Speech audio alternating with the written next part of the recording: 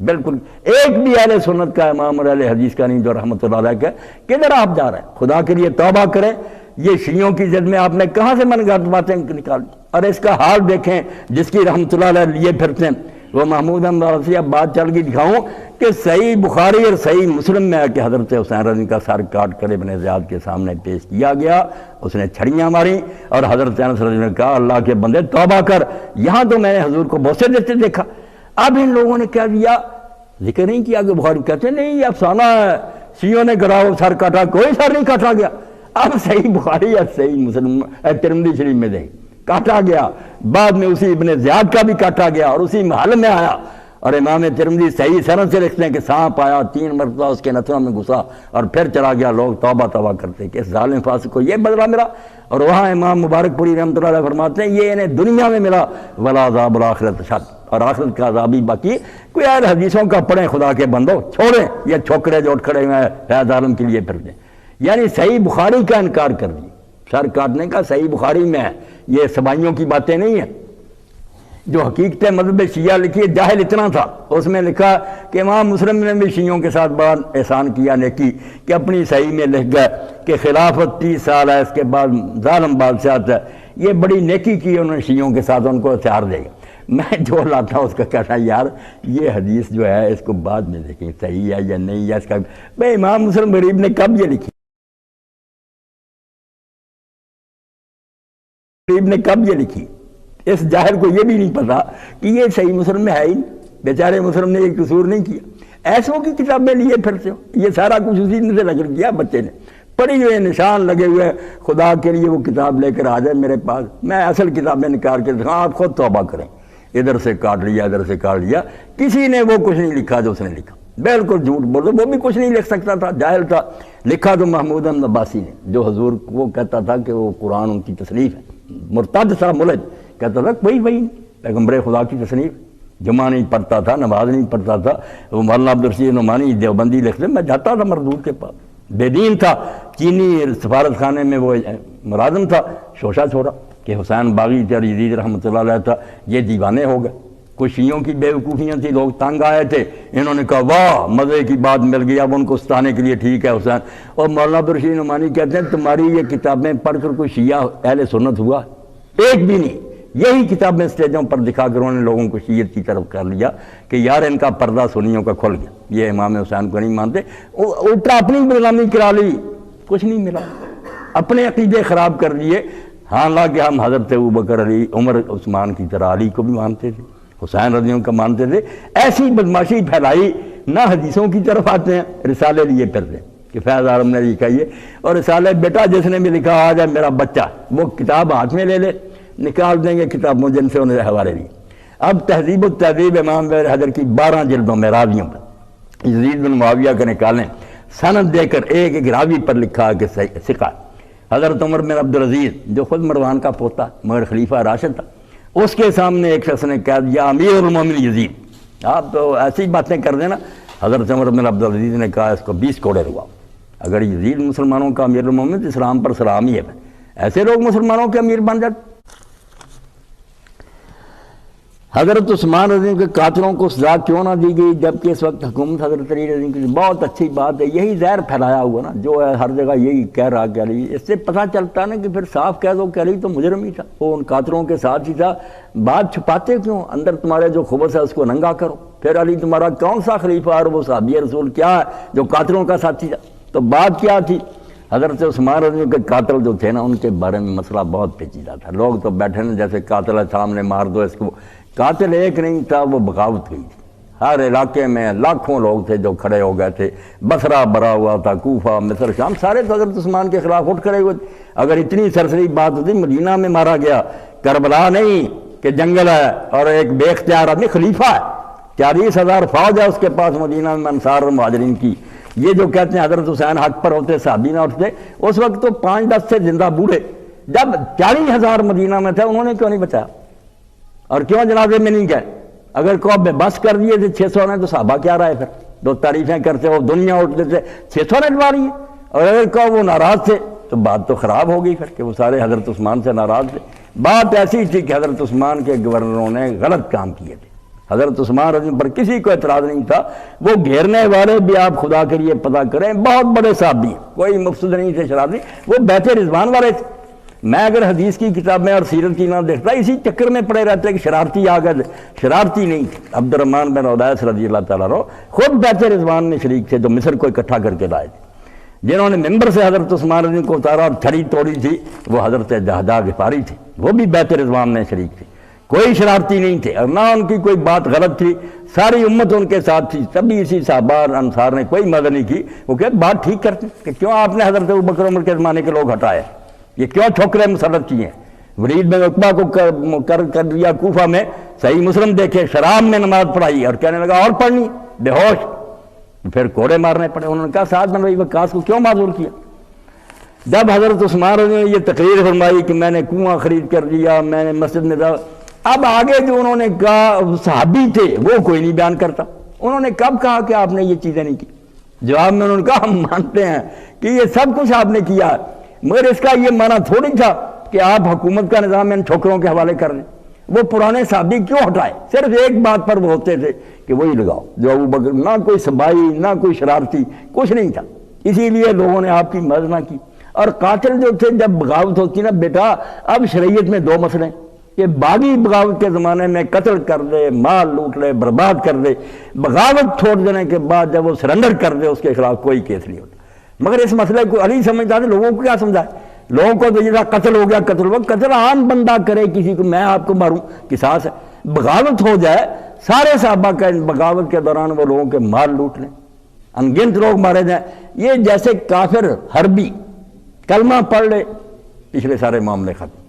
باغی نے جب بغاوت چھوڑ دی اور خلیفہ کو تسلیم کر لیا, مقدمہ نہیں بن سکتا. یہ امام ابو حنیفہ رحمۃ اللہ علیہ کا فتویٰ علی اس پر تھے.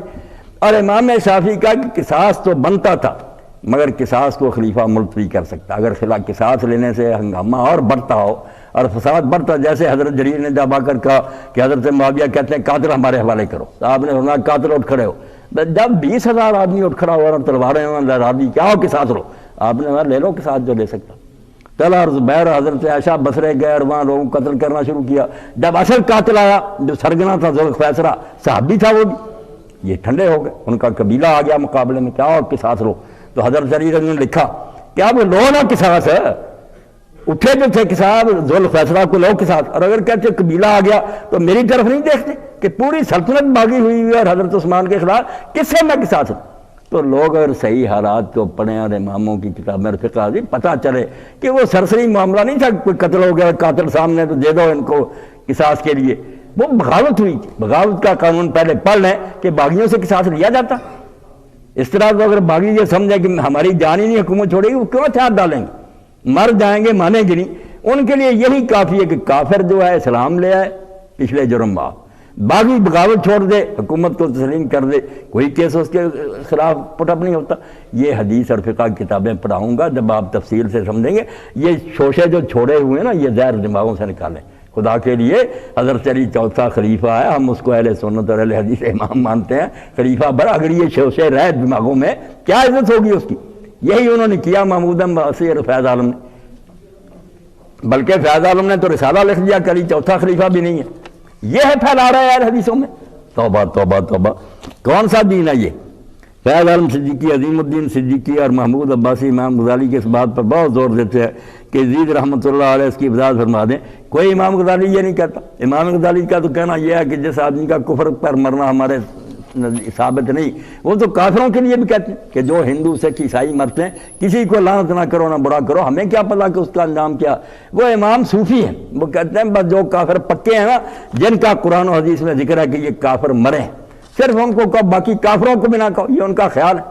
وہ کوئی یزید کو نیک نہیں سمجھتے, ویسے ان کا ذہن ہے کہ اللہ کی رحمت بڑی وسیع ہے, جو کافر دوسرے ہمیں کیا پتہ ان کی آخر کیا. نیک انہوں نے نہیں کہا. اسی احیاء العلوم میں دیکھتے ہیں کہ اس نے سنت تبدیل کر دی, حلال کو حرام کر دیا, سارا پڑھے. ایسا نہیں ان کا ذہن. صرف وہ ویسے کہتے ہیں کہ جس شخص کا خاتمہ کفر پر ہمارے نزدیک نہیں, وہ ہندو ہے, سکھ, عیسائی, چھوڑو اس کی بات. حضرت زبیر رضی نے فرمایا کہ میں نے علی رضی کی بیعت اس حالت میں کی ہے کہ میری گردن پر تلوار ہے. یہ سارے اب یہ سوچ رہے ہیں کہ اگر لوگ یہ کہتے ہیں کہ یزید کی بیعت جو تھی جنہوں نے کی ہے نا بیچاروں نے, وہ تلوار کی وجہ سے کی ہے, تو اس وقت یہ لوگ کہتے ہیں صحابی مر جاتا تلوار کی وجہ سے بیعت نہ کرا. ذرا دو رنگی دیکھ لیں. جب اتنا زمانہ بعد کا ہو گیا، 20 سال حضرت معاویہ کا شکنجہ کسا گیا، یزید کی بیعت لینے کے لیے حکومت ساری لگی ہے، اس وقت تو اگر کہنا کہ اگر چند لوگوں نے بیعت کی ہے صاحب مجبوری سے، کہتے توبہ توبہ. تو جب آپ لکھ رہے ہیں اس وقت جب ابھی اسلام مضبوط تھا، جلیل القدر حضرت زبیر اشرا وشرا، تو وہ کہتے ہیں میں نے سار میری کی بیعت کر لی کہ میری گردن پر تلوار تھی. اگر زبیر بیچارہ اس وقت تلوار سے ڈر کر بیعت کر سکتا تو کیا رہا آپ کے مقدمہ میں؟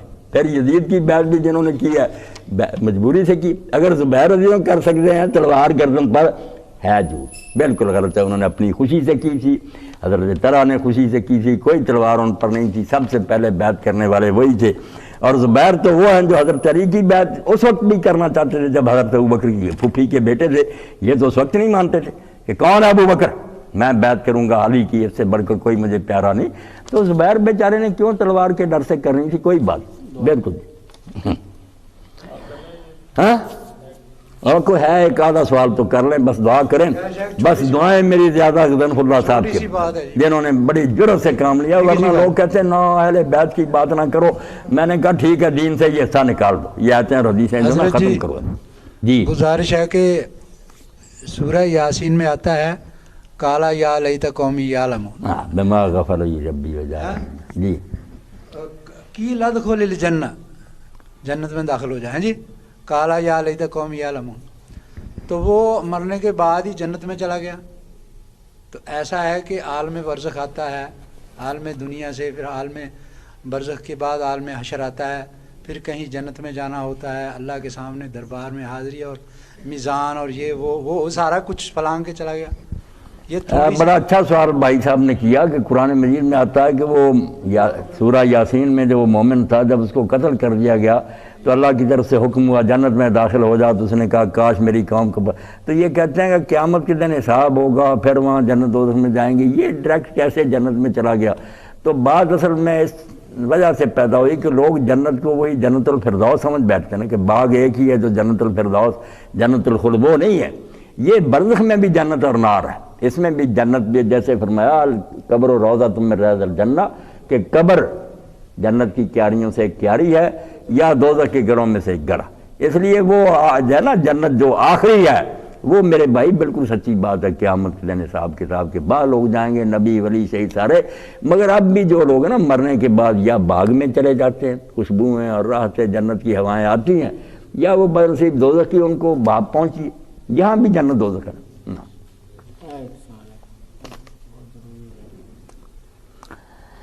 ایک اشکال ہے اس کا مفصل جواب تو حضرت حسین کوفہ کی طرف کس لیے گئے تھے؟ اگر وہ اپنی بیعت کرانے گئے تھے تو اس وقت یزید رحمۃ اللہ علیہ کی حکومت قائم تھی. میں نے ایک حدیث سنی ہے کہ آپ نے فرمایا اگر کوئی حکومت کے خلاف خروج کرے تو اس کو قتل کر دینا چاہیے. کیا حضرت حسین اس حکومت کے خلاف خروج کرنے کے اپنی بیعت کرانے کے گئے تھے؟ بالکل میری بات یہی ہے ٹھیک بیٹا کہ وہ اپنی بیعت کرانے کے لیے گئے تھے. اس حکومت کی بیعت کو غلط سمجھتے تھے، غیر آئینی سمجھتے تھے، جابر اور ظالم سمجھتے تھے، رحمۃ اللہ علیہ نہیں سمجھتے تھے. اس کو کہتے تھے فاسق اور فاجر ہے، اس لیے اس کی حکومت کا تختہ ہی اٹھنا چاہتے تھے. کامیاب نہیں ہوئے تو کوئی بات نہیں، سلطان ٹیپو شہید مارے گا، کئی صحابی مارے گا، تو یہ ناکامی کوئی نہیں ہوتی. آدمی کو حق پر ہونا چاہیے چاہے وہ مارا جائے. یہ معیار کوئی نہیں کہ وہ جیتا یا ہارا، مقصد دیکھنا چاہیے. جو حدیث آپ نے کہی اسی نے ہماری تباہی کر دی، اس کے غلط مفہوم نے، کہ جو بے ایمان آ جاتا ہے لوگ کہتے ہیں حکومت کے خلاف خروج نہ کرو. اب آپ فتح الباری کی جلد دیکھیں 12، اس میں امام ابن حجر لکھتے ہیں کہ یہ لوگوں نے بالکل غلط بات کر لی کہ حکومت کے خلاف جو ہوتے ہیں وہ باغی ہوتے ہیں. وہ کہتے ہیں صرف امام برحق جو ہوتا ہے نا، جس کی حکومت صحیح بنی ہو، متقی اور پرہیزگار، لوگوں نے اپنی مرضی سے چنا، اس کے خلاف اٹھنے والے باغی ہوتے ہیں. اور فرماتے ہیں اگر حکمران سنت سے ہٹے ہوئے ہو، دین کے خلاف ہوں، ظالم جائر ہوں، تو ان کے خلاف اٹھنے والے اہل حق ہوتے ہیں اور وہ حاکم باغی اور جائر ہوتے ہیں. اور وہاں حوالہ دیا بیٹا حضرت حسین کا اور مدینے والوں کا اور قراء کا، کہ جو حجاج بن یوسف کے خلاف اٹھے تھے قرآن کے عالم. اس لیے کس احمق نے یہ بتا دیا کہ حکومت حرام دادوں کے لیے ہو تو اس کے خلاف اٹھنا جرم ہے؟ یہ آپ رعایت دینا چاہتے ہیں؟ یہ ہماری عدالتوں نے کم بختوں نے ان حدیثوں کا یہ ترجمہ کر لیا کہ جو آ جائے شیطان کا بچہ، شرابی زانی، اس کی حکومت مانو. کہاں حدیث کا مطلب؟ اگر کہیں کسی جگہ آپ پڑھ لیں کہ بیوی خاوند کی اطاعت کرے تو مانا اس کا یہ ہے کہ جو اغوا کر کے لے جائے خاوند بن گیا. پہلے نکاح کرے گواہوں کے سامنے، خاوند بنے، پھر مسئلہ اس پر اپلائی ہوگا کہ خاوند کی اطاعت کی. جو خاوند ہی نہیں خام لیے پھرتا, میری مثال ذہن میں رکھو, جب اس کی حکومت لوگوں نے بنائی ہی نہیں, زبردستی جس طرح بنی ہے نا, دکھا دوں گا آپ کو, روپے بانٹے گئے, جو نہیں مانا اس کو تلوار کے زور سے, اس کے لیے بخاری شریف نکال دوں گا. آپ خدا کے لیے یہ رسالے چھوڑے, رحمۃ اللہ علیہ سے توبہ کریں. کسی نے اس کو رحمۃ اللہ علیہ نہیں کہا, کسی نے کافر کہا. بات تو یہاں تک پہنچ گئی, ایمان اس کے بارے میں بحثیں ہوئی ہیں اماموں کی کہ یہ مومن بھی رہا, یہ کافر ہے. آپ رو رہے ہیں رحمۃ اللہ علیہ کو, اور دوسروں نے اس حد تک کہا کہ صرف ہم کافر نہیں کہتے, فاسق ہے.